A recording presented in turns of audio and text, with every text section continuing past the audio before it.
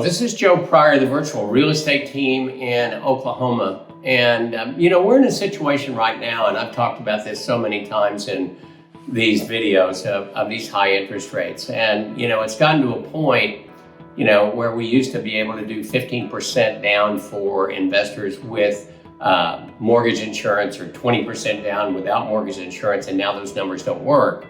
So we're now talking about 25 to 30% down in order to get those better interest rates, and using points that very often the seller's going to give you to use to buy the interest rate down just a little bit lower. So here's the thing, at my point of life, which I'm much older than just pretty much about anybody that's watching this YouTube video, it's important to me that everything is paid off. And if you own it long enough, that's kind of going to happen anyway. But, when you're younger, when you're in your 20s and your 30s and your 40s, let's say, then leverage is your friend, mainly because you're only putting 25% down of 100% total investment. In other words, 75% or 70% is other people's money.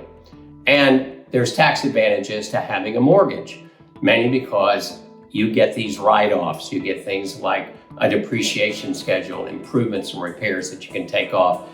And you never pay taxes because what the IRS lets you do is, on paper, lose more money than you make.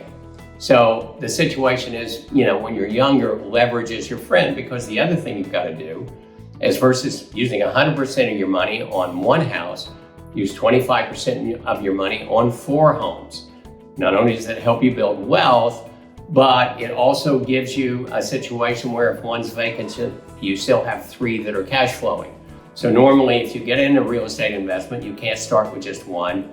Typically, I tell people it's 5. So then what happens at that point? Let's say you've got this profit. All right, what do you do with it? Well, some people say, well, what I'll do is I'll just pay down the principal so I won't owe any money. Well, I'm not going to tell you that's the right decision or the wrong decision. It just depends on the point that you're in. But if you can get to a point where you have 5 homes, you can hold them for 7-10 years, and all of a sudden you have equity over $1 million. You have a lot more choices that you can make, but it takes you time to get there. It's not automatic.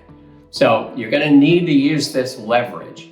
But I will tell you, once you get to a certain age, once you get, and very few people, I think, retire at 65 anymore, but once you get into your 60s and 70s and 80s, I will tell you that being debt-free is extremely important. And this is what real estate should do for you. And then your cash flow, even though you're paying some taxes, your cash flow is better.